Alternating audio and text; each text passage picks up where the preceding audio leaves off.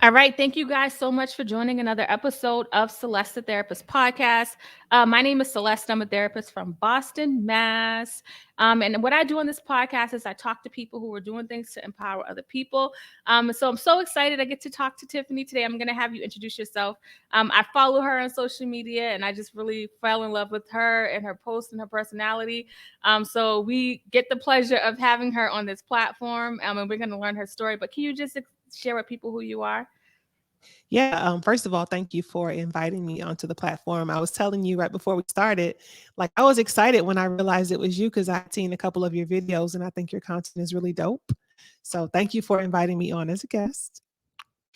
Tiffany Ellis is my name, and what I do is I build community with Black people, with teenagers, teen girls, with women. I challenge ideas around diversity and inclusion in corporate spaces, and I advocate for inclusive leadership. Um, I rewrite narratives that have been handed down to me and my family, and I create. That's what I do. So I don't like to. One of my good friends, Brittany Janae, has helped me to understand that I need to separate my work titles from who I am, and so I like to talk about the things I do because that's who you see me as online and how you see me in community. So Thank you for that caveat. And just so we're clear, everything you just named, it wasn't like it came to you in a package, right? no, that's years and years and years of life All kind of just right. going into this little bucket. All right, I just because I always want my clients to know Yeah. because when people watch us on social media, and but you're very transparent, so it's clear like that like life has happened for you, but I think sometimes people don't realize that. And you just gave this beautiful like statement on like who you are, what you do, and I'm like, oh, okay, you got it together, but you're still working on it. I know, but my people don't know. So let's just kind of start off with like where you were raised, and what was your childhood upbringing like? So I was raised in Miami, Florida, and I was raised by I'm grateful. I was raised by my family. Like I had my mother's parents, my grandparents, who were my custodial parents, but then my dad's mom and my dad were very involved, and then I had a mom too. So I had a village, right, of people who were around me, and yeah, one of five children my mother had. I was the only girl and the oldest. So that was a thing because I feel like I used to joke in job interviews and say I was a leader from like childhood because I had to pretty much be like a latchkey kid and sort of, teach my little brothers and have them do different things. So that was always kind of a part of my story. And yeah, just Miami, Florida. And you said like you was raised by a village. Like like as we're older now. What do you think the village piece? How do you think that plays a role in like for us and the way we grow up? Like, what does that do for us to have like support around? So, it's I'm grateful I grew up where and when I grew up because like although my mom's parents raised me, I had a cousin who lived across the street and she was being raised by her grandparents. And then she had an aunt who was younger who would take up time with us. I had friends who had parents who would come get us on weekends. I had my dad's mom, like I said, who would pick me up on the weekends as well. And then I had mom and dad. And so the benefit of that is when one adult is too busy, you have another adult, right? You have all these different adults basically who've lived totally different lives, exposing you to all different, different ideas, different foods, just different everything. And so I had the opportunity to learn a lot of different things from a lot of different people. And even though I went through my own challenges in life, I can't say that I wasn't supported in many ways because I had a lot of folks around me who served as my village and were there if I ever needed to be able to call on someone. And it's just so different now because most of us don't grow up in those small areas with family all around and resources we can tap into. And it makes a difference in your upbringing. Yeah, I agree. I think it does. And like even though some of us may have had a village or not, there's still obviously other circumstances outside of our home that has played a role in like how we think and feel. And learning how to separate that and heal is like challenging, but not undoable. Mhm. So now you grew up in Florida, and when did you decide like the career path you was going to choose? Because it wasn't where you're at now. I know that. But what was that? What was that like? Or when did you decide like whatever the path you were going to go down? I never decided it. I feel like it chose me. So it's like it's important for me to say this. Like I had a lot of people around me, but and I love my family. I love y'all if I ever see this or hear this. I'm the only person who like really worked, like went to college, worked, that kind of thing. I grew up in a situation where some would say it's lower socioeconomic status, right? So, as a result of that, I wasn't exposed to like corporate America. I wasn't exposed to like internships, college, and all those things. So, me being courageous enough to kind of go off and go to college, it allowed me to have access to different dreams. Like, I got to dream different and think of, okay, so what can I do next? And I ended up, I went to school for criminal justice because I grew up seeing police officers and correction officers. And I was like, I want to do that. And then I do an internship and realize I don't want to work in criminal justice. And so I ended up entering corporate America in insurance. And it just kind of stuck with me. And I've been in insurance now for like 13 years. And I just, over the years, diversity work just started to tug at me. I started to dabble in different spaces. I started to take on different responsibilities, and it sort of evolved over a decade. So, it started as like a employee engagement group lead, turned into like taking on a diversity role, taking on a regional rep role, and then, just building out different programs. And as I evolved and as this purpose evolved, it's now in a place where I'm really taking on diversity work full time. So It sounds like the way you kind of got into the college, because I know you're not doing criminal justice work now, but when you got into college, it was the same way I got into college. I think that like I grew up in a lower socioeconomic status, and I think that I wanted more, but I didn't know what that was going to look like. And so like I kind of fell into college because back in the day they said like you needed to go to college, but I don't think that. I mean, I just happened to fall into a career path where I was able to use it, but I don't think that that's the only way to like um financial wellness. But anyways, that's another story. I agree But though. I think that's oh, right. okay. So I'm not knocking college, obviously, but I think, I've been so big on decolonizing the way I was raised and grew up, not just like in my home, but just the culture in America. So I think that like for people that are listening, as you can listen to Tiffany talk about like her journey, just because you don't have an environment, because I was the only one who kind of went to college too, and I think just because you don't have that in your life doesn't mean that um, you can't work on figuring out what life is going to look like for you, right? Do you feel like that's accurate? Is so Let me just say this. Like you hit it on the head. We were taught that we're supposed to go from high school to college, but no one ever took the time to really even explain to me like what that looked like and what it meant. And so I did it because I was supposed to do it and not because I understood or really like was a willful participant in the decision, right? And now that I have learned and unlearned a lot of things, when you say decolonize, that's spot on. And so I want people to know that, like, sometimes it's a part of your story and sometimes it isn't, but you don't have to do the thing to do the thing, if that makes sense. Like, I don't have to go to school to become a therapist to still provide healing services, but I know I'm not a therapist. You get what I'm saying? And so it's like you Right. can still Oh, educate yourself. absolutely.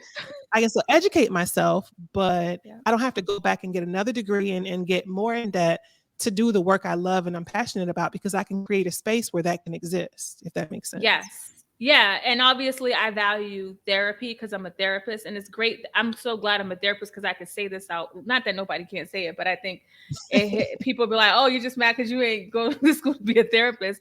But I think that these like letters and stuff were created to um, separate us and keep, because before the mental health therapy was not really available to us. We still can't find a lot of Black therapists, right?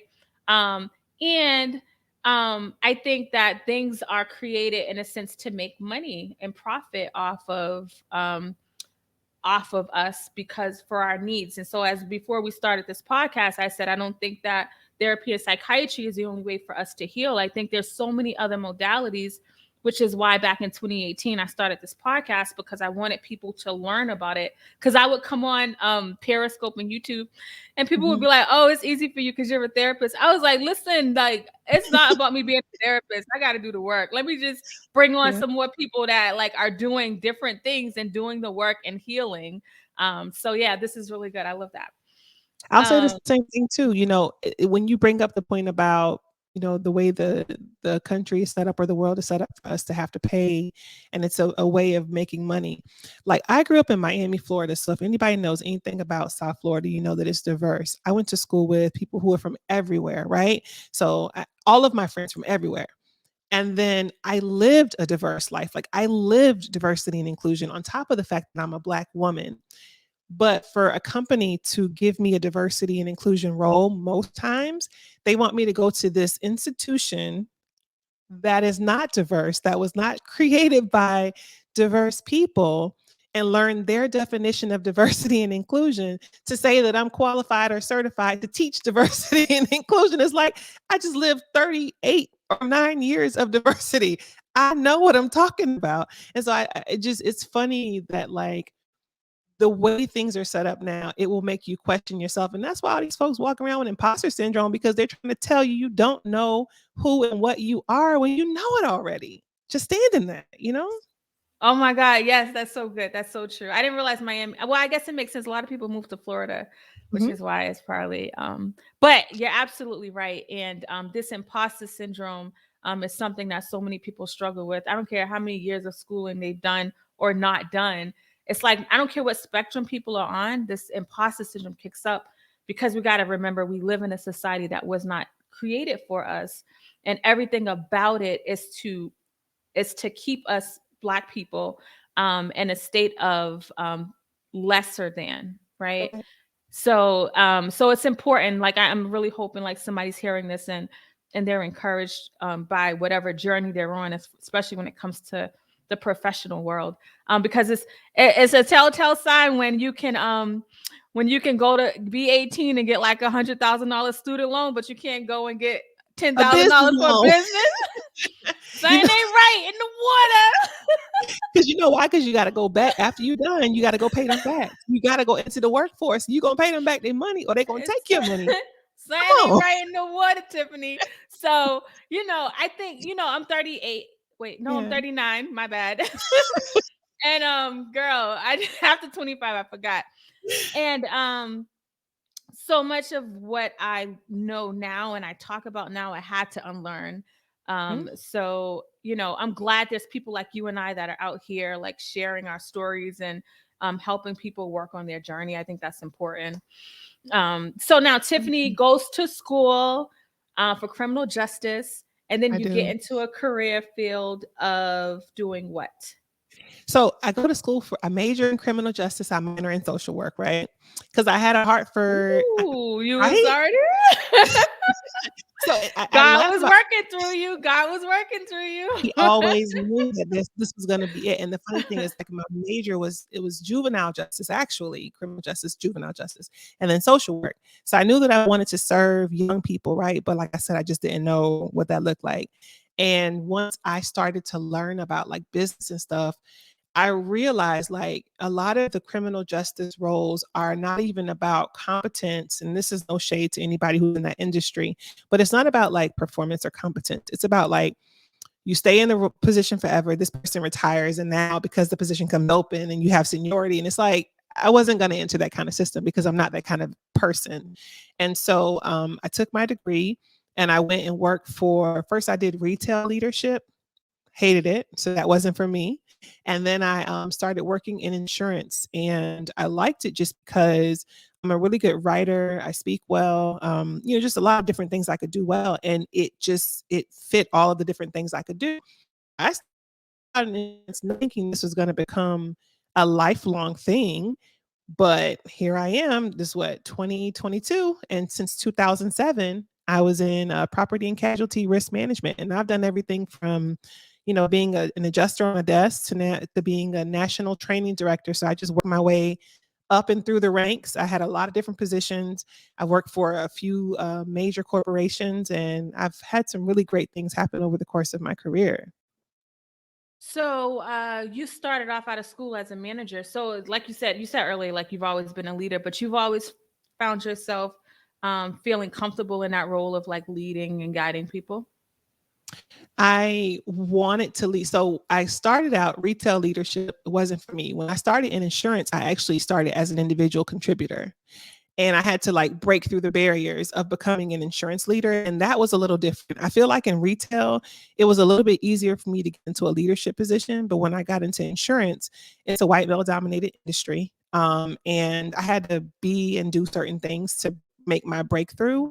But once I broke the barrier to first level frontline leader, it was not difficult, but it took a little bit of politicking to move throughout organizations. And yeah, I just brought you get the street knowledge from kind of being from where I'm from. So I knew how to like read people, understand situations. I knew how to figure stuff out when nobody wanted to help me. So I had that street knowledge that I could use. And then they taught me the corporate knowledge, and I put the two together, and it just, it makes an unstoppable, I guess, formula for success.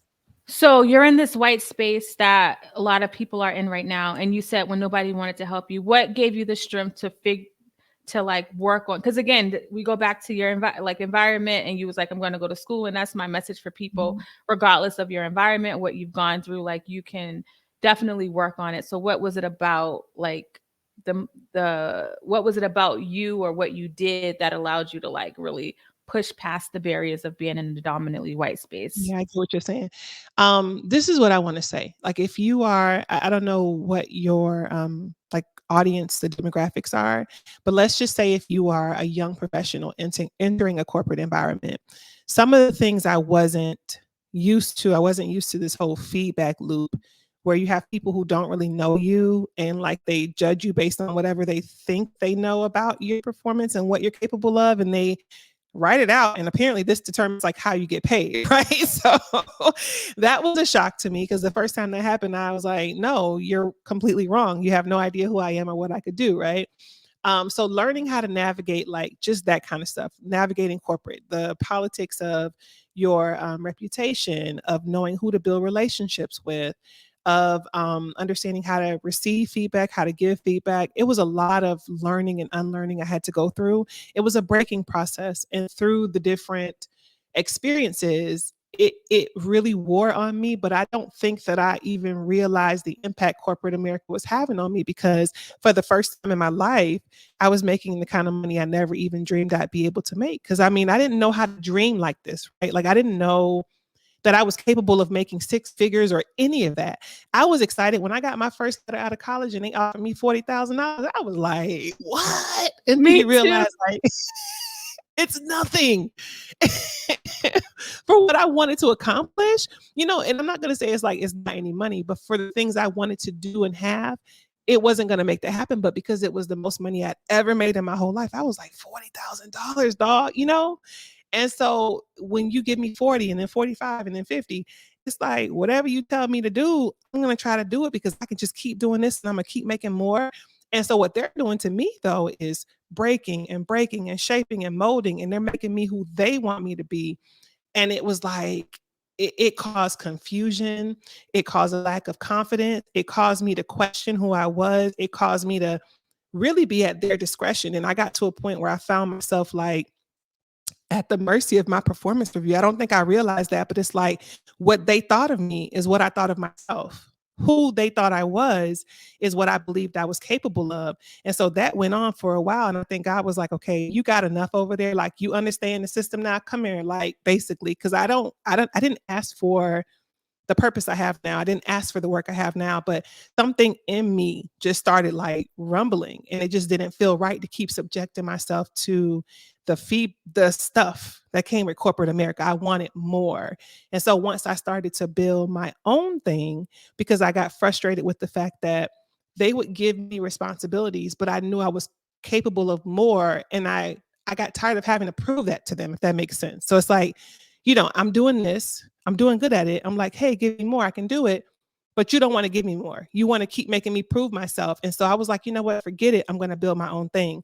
And that's where the struggle started to happen for me, where it was like, Tiff, you got to figure out like what you want to do and who you're becoming, because this obviously isn't you anymore. Does that make sense? Oh my God, it does. I have chills thinking about it. I there's something about, and I want to be like mindful on how I say this. So I think like obviously we need money to survive, right? And so I know like when we come from places where we don't come from money and we make all this money, sometimes I feel like there's a sense of like I have to be molded and shaped because they're giving me all this money. But you got to remember, it's a reciprocal relationship. And a lot of times, especially, and my audience is like very diverse, but a lot of times I know when I work with Black women, if they leave a job, the job is finding like 2 and 3 people to replace them. And so like, we really work for pennies based off of our value. So I think that's something that's important to say. I want to quote something Tiffany said, something rumbling inside of me, and she was paying attention to how she was feeling. And so I'm going to ask her this question next, but I want you to understand that our body gives us signs that we're not okay. And unfortunately, like that rumbling could have just become part of her life. And it could have just been like she could have been in 2022 with the rumbling and still at the insurance agency. But she made a conscious, intentional decision to change that. But I'm sure as you was working on changing that, that was not easy for you, because now you're going from something like I was like you. I'm like, I'm going to work for the state and retire. They never would hire me, but that was probably God telling them, Celeste, you don't need this job. But I was like, I'm gonna retire because that's what we do. We get a job and we retire. And the state make mad money. So as you are now, like, I gotta figure this out. Was that like I gotta figure this out? Okay, let me go figure it out tomorrow, or was it a process for you? It was a process. Like when I got to the point where I was like frustrated and I'm like, this has to change. I was at the peak of my career. Like I was making good money. I mean, nothing I could have ever asked for. Everything I asked for was there. I'll say this, but I still knew that I Wow. wanted more, right? Why you say wow? No, I'm just like, this is good. Like, wow, like, because I think like I said, I want to be mindful the way I say this because money is important. We need money to Yeah. survive.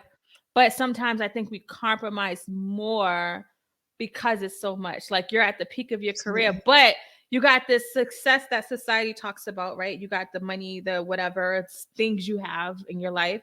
But then it's like society don't be like, oh, are you feeling good? Are you well? Are you Right. balanced? Society don't Right. care about that. So you're successful in one area, but not the other area. And trying to find Mhm. that balance is so important.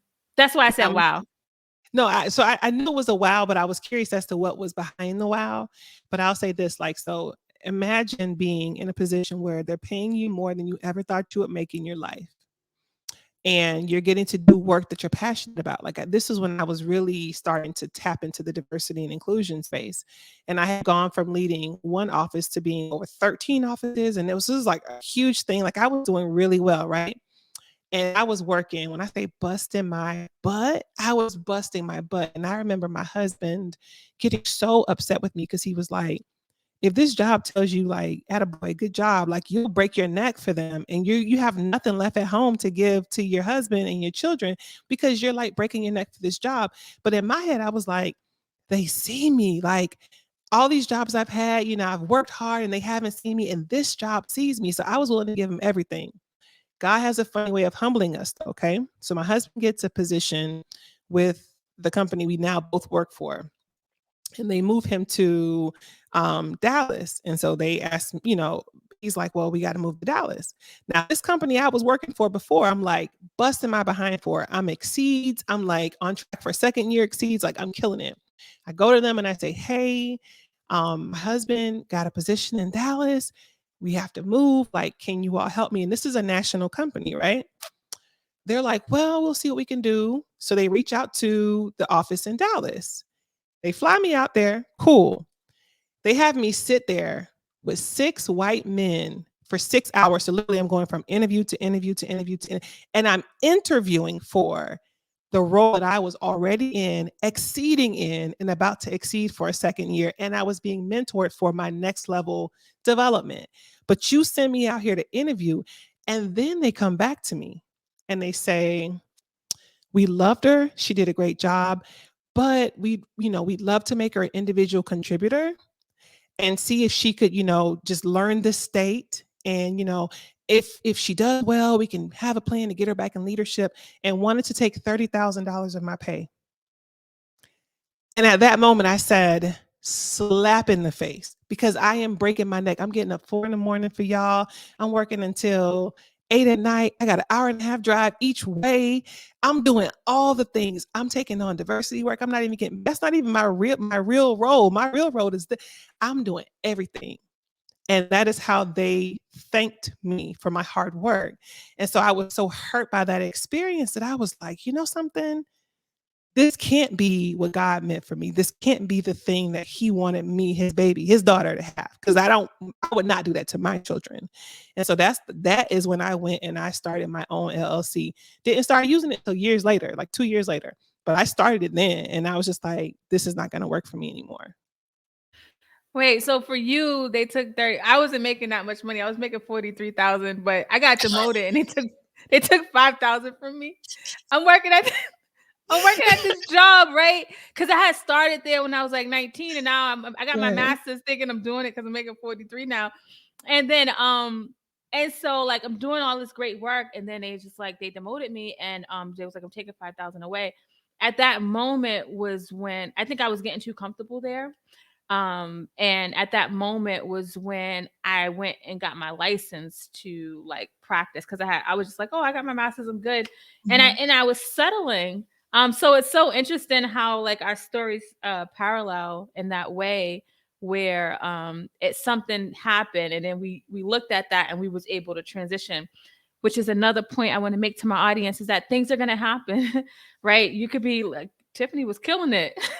And they didn't see her, and she could have been like, okay, like I'm going to be a contributor, or she could have like just left and not done anything, but she like used that as an opportunity to think about like what's next. So sometimes I do think things happen in life, and turning pain into purpose. Like in the middle of your pain, it's really hard to think that deeply about it because you're struggling. Like I was like, dang, this sucks, but this really sucked, and I was sad about it. And I was like, okay, it's not like I reframed it in that moment of the demotion, but I processed it and I reframed it. And I think it's important to know like life is going to happen to us, but it's like kind of like how we deal with it. Like what's our next steps? Does that make sense? It makes perfect sense. Yeah, I told them I wasn't taking it. So when they were like, "You can take this $30,000 demotion," I told them, I said, I would never. And my VP said, you're making this very hard on your family, because I'm sure you want to be with your husband.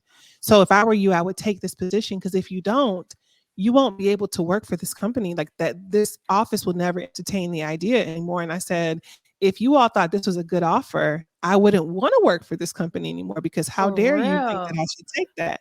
And so, yeah, that's when I was like, I'm done. My pride couldn't let me take the emotion. It couldn't let me take because I'm like, you're going to put me in this position as an individual contributor, and you're still going to use me in a leadership capacity. So you're going to pay me $30,000 less for what I'm doing. And then when it's time for you to promote me, you're not going to bring me back to my original pay and then give me more. You're going to put me probably less than what I was making before. It didn't make any sense. But that's how this company set up, this company in this country set up, because it doesn't matter what you do for these companies. It doesn't, right? Like at the end of the day, they're going to win. And so you have to ask yourself, are you satisfied with what you're doing at your job? And if you're not satisfied, it's okay to keep it, because nobody wants to, well, not nobody. A lot of people don't want to catch and kill everything they have to eat. But build your other thing on the side. Do your other thing on the side. Validate yourself outside of that job. Find something that fuels your passion outside of what they're giving you, so you understand who and what you are as you walk into these buildings, and they don't have the power to tell you who and what you're capable of. Yes, yes. And Tiffany's the fueling your passion piece is important. I when I decided I was going to branch out on my own, I still worked for a nonprofit, but like I didn't put all of my energy into it. I did my job, I did it well, right? But I Mhm. always knew like I had something else, and I think a lot of times people will think they can't fuel their passion and give a 200% to their job, and but you got to remember the job, there's a system at the job. You do this, you do that, you get paid, so it is easier to fall in line, like, but then you keep falling in line if you have something that God's given you that only you can give to the world. That only you, like I always tell people, like a phone started with an idea, like on the Mhm. cord, and then the cordless phone, and then a cell phone. But Mhm. that idea came, and then they had to like give it fuel. So for people that are listening to this, like just know, like even if you're at a job you don't like, your mindset around getting up and going is going to be different if you're working on your passion or your purpose, I think.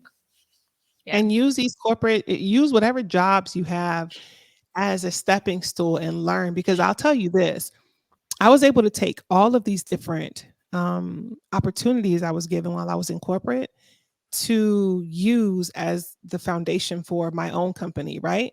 So all the customer Mm. service training, all of the building and creating curriculums, all of this, the public speaking, all of the inclusion work, coming up with strategy, mapping, interviewing, all of that stuff I'm now using. The interviewing for corporate positions, I interview on my podcast, I create workshops, I host in-person events. All of that stuff was transferable. And so God let me be in that space to get these things for this purpose.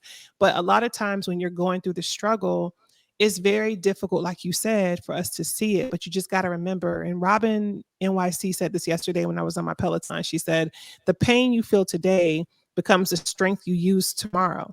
Like when you're pushing through a workout, it hurts, but then you get stronger. And so the next day it doesn't hurt as much because you've developed that strength. And so it's the same thing when you're going through these different like obstacles at work. Hmm. If you're doing 10 reps, so you don't grow on the 10th, you grow on the 11th. Right. And so like really pushing yourself is important. And so I say it's nice if you have outside validation, but sometimes you got to be your biggest motivator.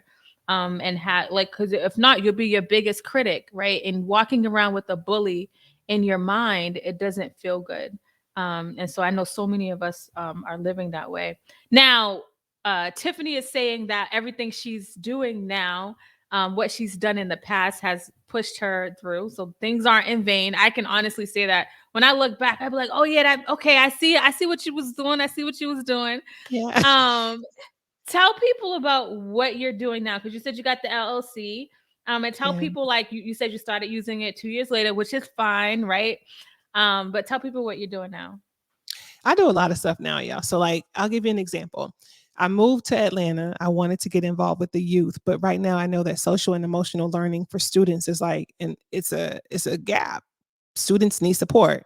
And so I couldn't find any programs I wanted to work with. So I just built my own and I started.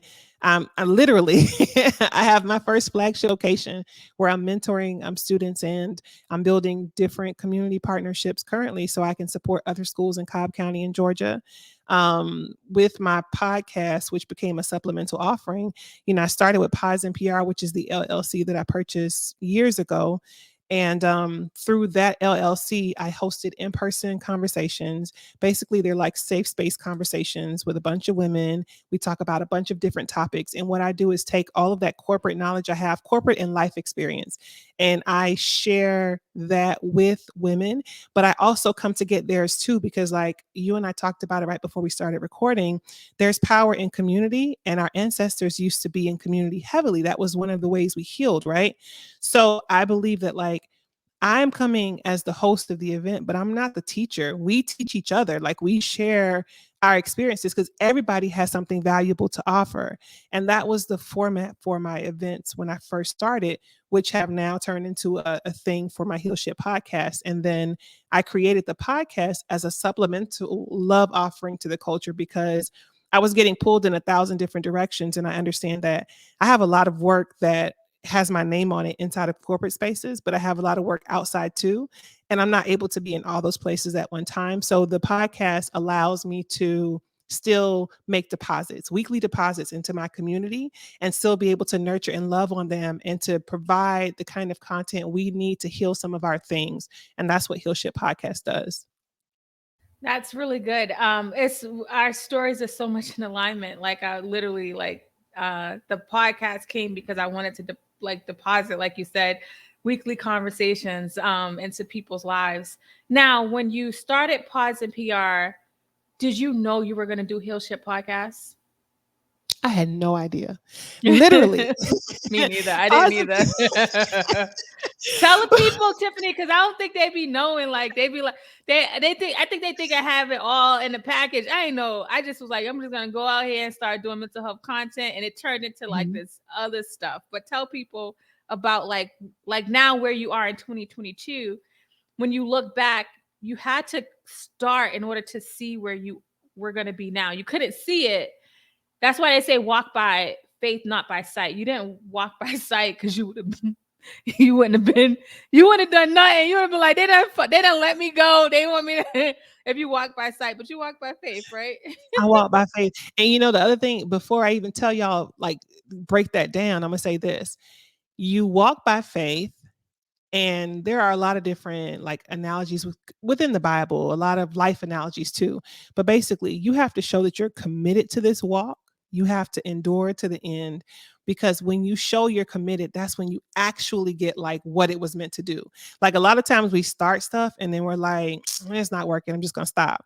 But But why the we whole, stop? We stop because it's fear, because we of impart all course, this stuff. Yeah, yeah, it's yeah. Okay, go hard ahead. because nobody's clapping, because we can't see what it's going to look like in the end because it hasn't taken off already. And so we're like, forget it.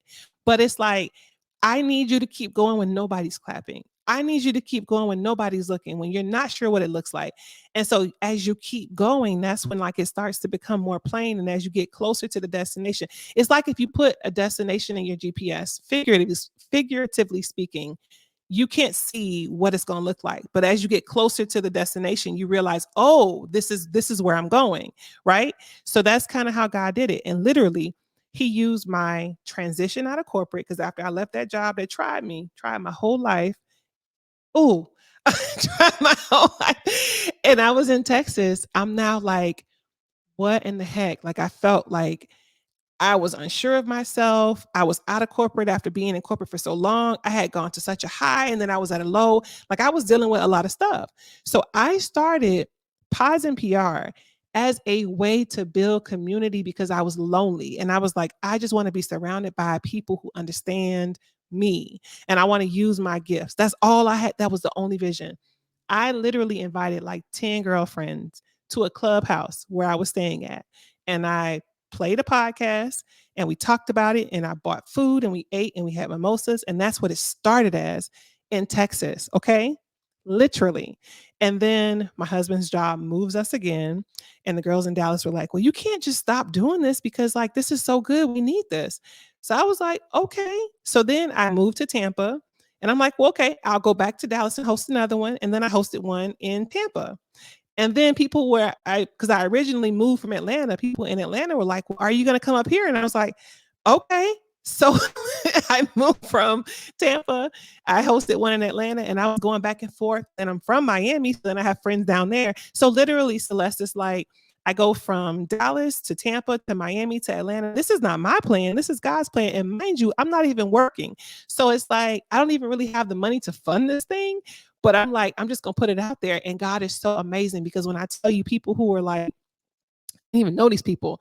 Oh, I'll buy the food for the event. I'll sponsor this. I'll pay for the venue. I put tickets up in Atlanta. They sold out in like 2 hours. And like everything that I needed to pay was paid for. Like it just came together because I was obedient and because I was willing to take a risk. And so that's how it started. Now, years later, we have merchandise, we have this and that, and all these things, and it continues to grow. And I can see that this is going to be a big thing, much bigger than I ever even knew it was going to be, or bigger than me. But I'm grateful that I was obedient, because if I wasn't obedient and if I didn't endure, then I wouldn't have gotten to this point with the purpose, you know?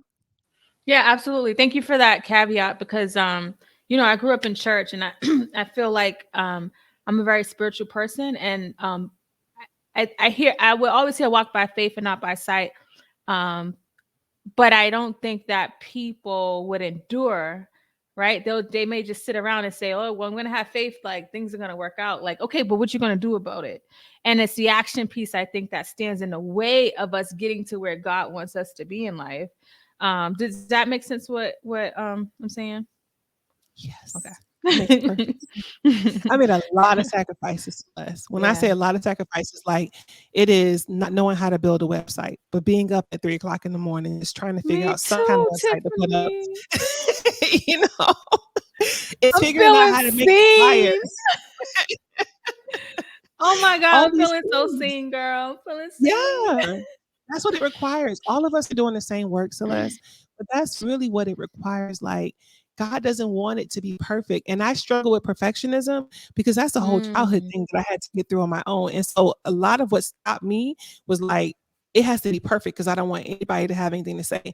This whole process broke me from perfectionism in a sense. I still have to do some work, but I right, now am okay with putting it out. Like, I still have a sense of excellence, but I will right, just put it out there because I'd rather be obedient and get it done than sit here and worry about like, oh, but it's not perfect. Oh, but they're not the best photos or the best website. right, Look, right.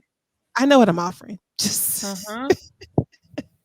No, I absolutely love hearing your story, and I know that so many people are going to benefit from it. I um I listen to Heal Shit podcast. And oh, for thank you. people that are wondering, like it's a very transparent like podcast. And I think that you know, Tiffany and I like clearly like, part of our purpose is using our story and helping other people. And Tiffany made a commitment, understood her purpose, and so like just because she understood her purpose, she made the commitment, and I think that's why she keeps going. And I think through her podcast, you are helping other people heal. And also, as you hear her talk, she started with Pods and PR as like the brand. And it sounds like Heal Shit Podcast is like, because right now, like who knew the pandemic was coming? Because you started this in 2018, like the Pods and PR, Mhm, right? mhm, Yep. So she started this before. So it was like you was being prepped for this time. And then now this is becoming more of the overarching theme.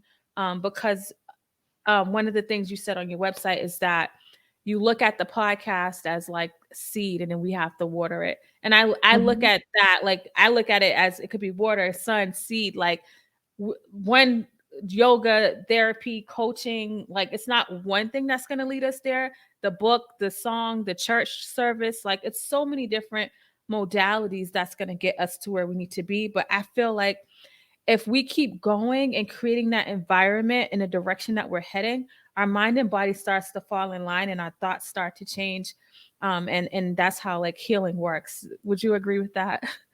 I totally agree with that. And I'll say too, like, just keep in mind that it doesn't matter what your story might have been before now. I think a lot of times because our stories are so all over the place, right? Like we've all experienced so much stuff that we might look at somebody else who's like healing or who has been doing the work or who seems to be progressing or, you know, and think it's not possible because they had this. Like if you hear my story and I say I had a village, you might think, oh, well, you were able to do this because you had a village. But you don't understand that. Like my village was broken. Like people had issues. And the reason I had to have a lot of different people was because if I just had that one, but even though I had a village, I still had struggles, I still had challenges, and the village didn't always come through. And so I could hold on to those things and I could be walking around here at 40 talking about all the things that happened to me as a child, or I could sit and understand my experiences and say, okay, so these are the things that happened to me. This is what I can take from those experiences that are going to help me in my purpose and help me to build community with others. And these are the things that hurt me, and I got to let them go so I can keep going. I need more space to like keep on my purpose. And we have to just be able to do that internal reckoning and then move forward. We have to allow ourselves, give ourselves permission to move forward and not keep holding on to that stuff. Yeah, the internal reckoning, pulling out the beauty out of the struggle, right? And so we can allow our mind to focus on the things that we didn't have or the things that didn't go right, right? Or it's not about ignoring what didn't go right, but we can also look at what went well and what the lessons that we've learned that can take us into the next direction. I think that's That's right. important. Yep. This was so good. Thank I told you. you it was going to be a conversation. Because I follow you. Not that let me just be clear. Like, I know, like, just because we follow people on social media don't mean we know who they are. But I just had a feeling that this was going to be a really good conversation because, Thank and I you. listen to you on your podcast. So sometimes I feel like you, like, because sometimes people are like, oh, Celeste. And I'm like, do it. They're like, I listen to your podcast. And I'm like, oh, hi. And somebody said, you got to understand, they listen to you all the time. So it's like Yeah. they know you because you're I always know in their you. ear. Yeah, so Yeah. I feel like I already Yeah. knew what was happening because I listened to you Yeah. and you're dope. Thank you. You So too. tell people how they can reach you. She has a website as well. In the show notes, you guys will find a link to all of her stuff, but just tell it in Thank case you. people want to jot it down now. Of course, you can listen to Heal Shit podcast. Just if you look for it, it's Heal Shit. Well, the shit has a star, so it doesn't really have I, but It still comes up. Yeah. perfect. And on Instagram it's Heal Shit, and I'm also pods underscore and underscore PR, or the website is www.podsandpr.com. Okay, thank you. This was amazing. I just kind of want to encourage you to keep pushing forward. I think that what you're doing is amazing. We need more people like you that look like us, that are spreading this knowledge. We have to continue to decolonize what healing looks like. And my goodness, Tiffany, you do just that. So thank you for that. Oh, thank you so much, Celeste. I think the same thing with you too. So Thank you. Okay, bye. bye.